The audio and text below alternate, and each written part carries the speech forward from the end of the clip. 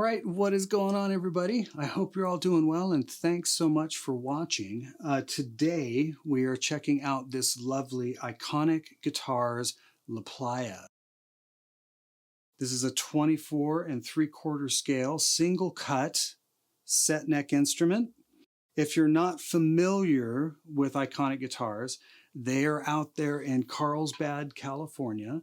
They obviously build a lovely single cut instrument, but they also do Strat style, Tele style, offset, and hollows, bolt-on neck guitars. They're all boutique instruments. They're a smaller company and they do really, really nice work. Today, we're focusing on the Iconic La Playa model. As I mentioned, it's a single cut guitar, set neck, 24 3/4, so more of a Gibson scale instrument. If you're a Les Paul guy, I like Les Pauls. I certainly do like this guitar. It's super loud,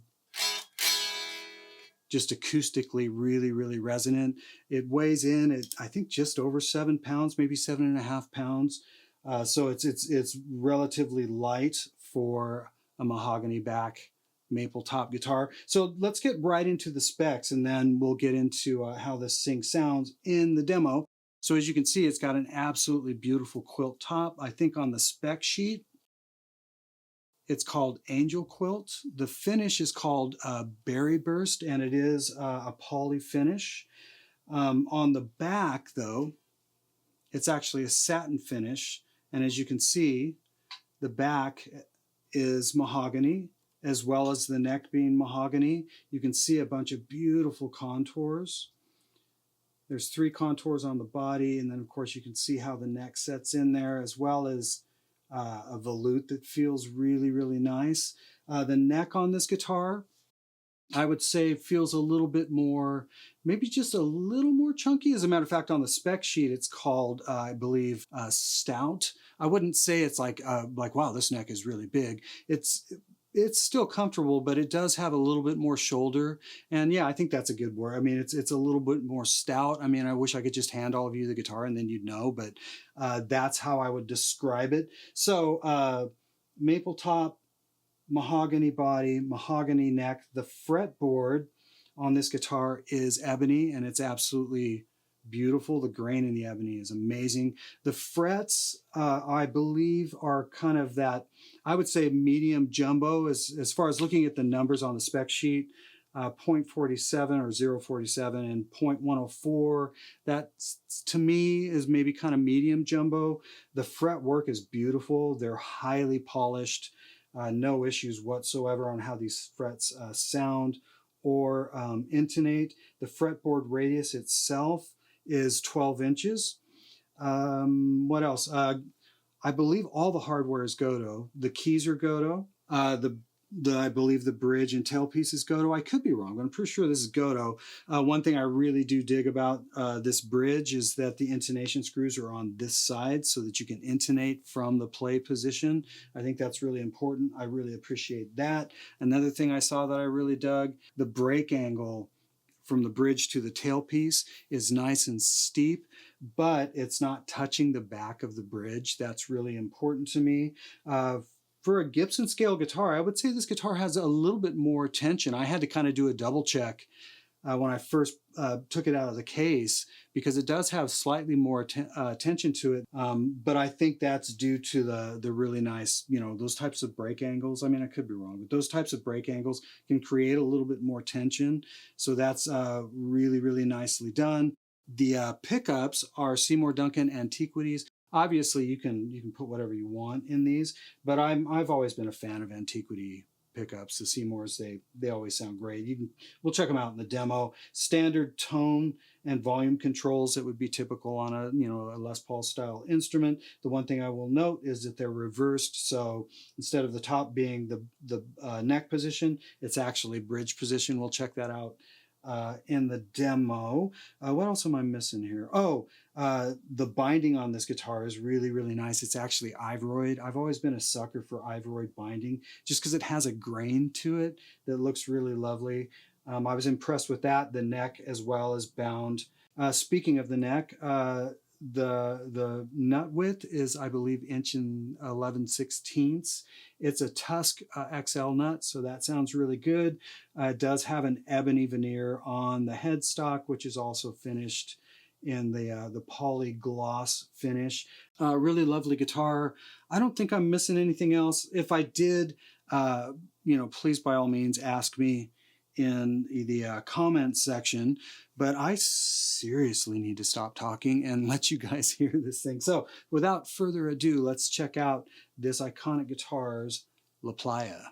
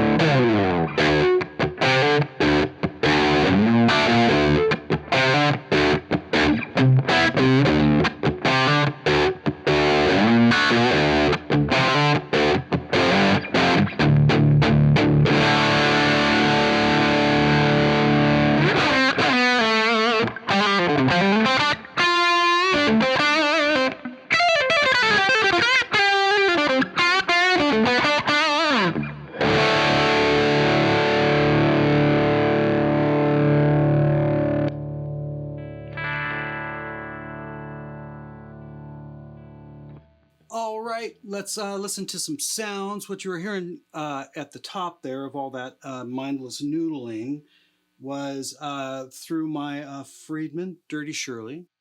At the very top of that performance, that's what you were hearing. And honestly, that was the inspiration. That's the sound I started with. That was the first amp I had turned on. So I just let things kind of evolve from there. That's what I always do with demos anyways. I let the product, whether it's a guitar, stomp box, amplifier, kind of dictate where things are going to go. And then I just, I roll with it. So that's all the stuff on that amp. These pickups sound great through like a semi-broken front end or slightly overdriven.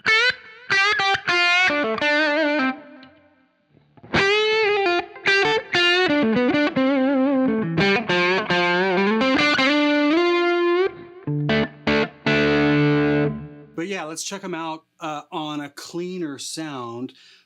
For all that clean stuff I did in that performance track, I actually did that on a Rev D40 back there, the clean channel, and I can easily switch back and forth between these two amps. One thing I will say is that higher gain kind of crunch rhythm part, as well as the solo parts, I just turned on a boost pedal to hit the Friedman. But let me switch to the Rev front end, which is going to be way cleaner.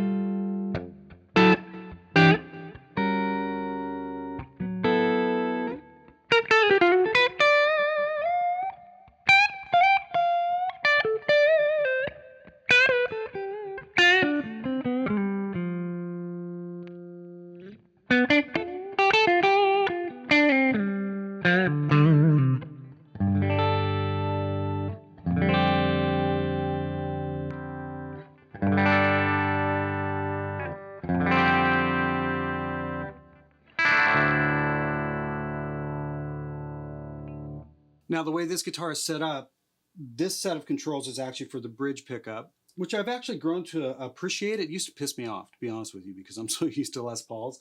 But the way it's set up is bridge pickup is this volume and tone, neck pickup is this volume and tone. And of course, one of the things I like doing the most, and I actually did that for that those clean rakes, I went to the middle position and I just backed off the neck pickup just a little bit.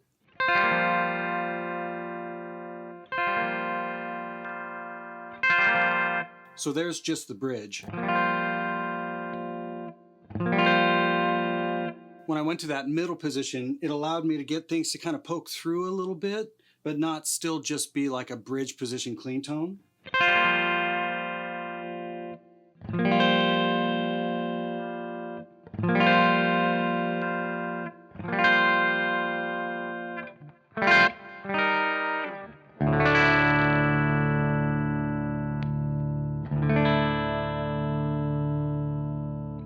I really like the way these pickups sound. It's kind of hard to go wrong with a set of Antiquities, honestly. But I mean, you can switch them out, but they dial really nicely. I can go ahead and stop the drop D thing.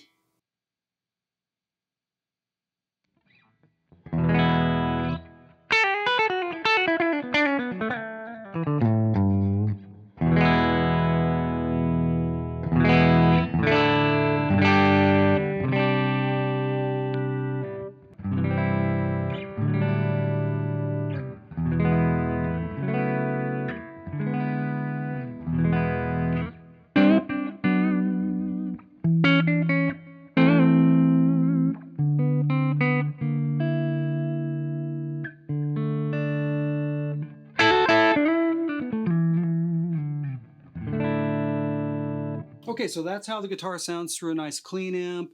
You're hearing just a little bit of delay and reverb in the old television set.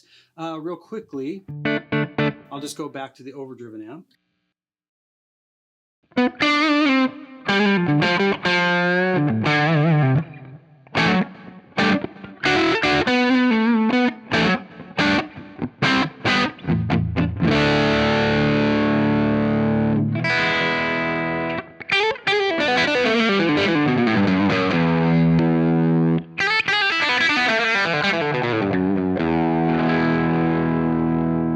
Now, just that contrast, and this is just a trick. It's not a trick. It's what everybody should do is if it's a little too bitey on the bridge position after you've got like your neck position dialed. If I go to the bridge, I'll just back off the tone a little bit. As opposed to all the way up.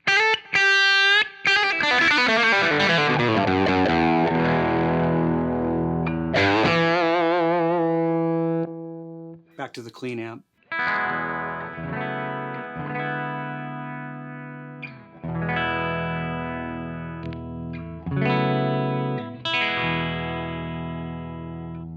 Yeah, the neck feels great.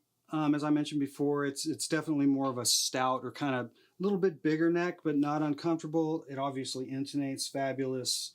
If you've got any other questions, please check out the Iconic website. That's where you can find all the answers on finish options and electronics and whatever it is you need to know, you can find it out there. And as always, I really appreciate you guys watching, and I will see you on the next one.